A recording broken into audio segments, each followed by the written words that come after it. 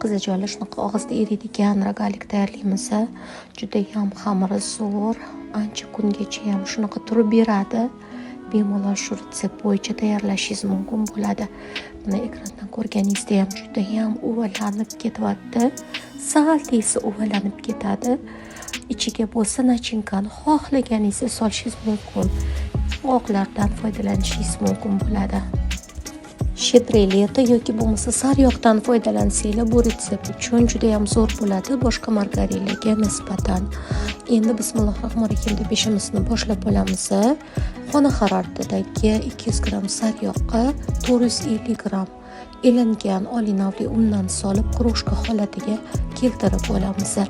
Ustiga vanilin bilan razrıxlitelni qo'shamiz. Razrıxliteldan 5 gram, vanilindan toza vanilin bo'lgani uchun qoshiq uchida foydalandim. Qizlar, agarda sizlarda saxarli vanilin bo'lsa, unda bir choy qoshiq solsangiz bo'ladi. 200 gram smetana solib, bir dona tuxum sarig'ini qo'shamiz va aralashtirib olamiz. Keyingina qo'limizda tezgina xamirni qorishtirib, zuvala shakliga keltirib olamiz.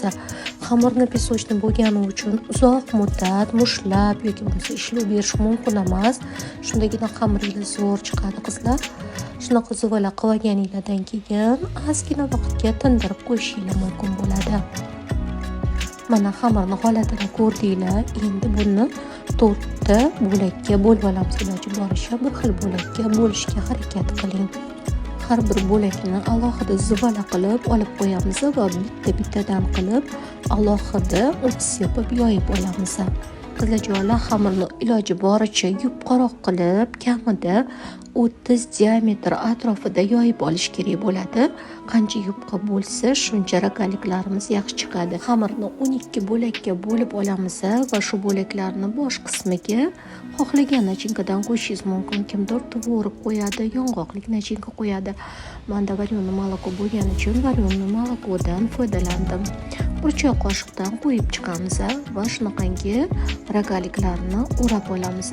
Qizlarjonlar, xohishga qarab siz buni chetlarini chimchilab qo'yishingiz mumkin bo'ladi yoki bo'lmasa sagalgina yarim oy qilib shunaqa ekranda ko'rgan holatingizdagi ham qilib qo'ysanglar ham chiroyli chiqadi. Qizlarjonlar, uchini salgina yopib qo'yinglar, varyonkalari oqib ketmaydi. Mana rogaliklarimizni pergament qog'oz ustiga taxlab oldik. Endi buni 160 gradus haroratda 30 daqiqa mobaynida pishirib olamiz. Issiqligida shunaqangi avaylab saxarli pudraga belab olish kerak bo'ladi. Shunda juda ham mazali chiqadi. Siz ham tayyorlab ko'ring.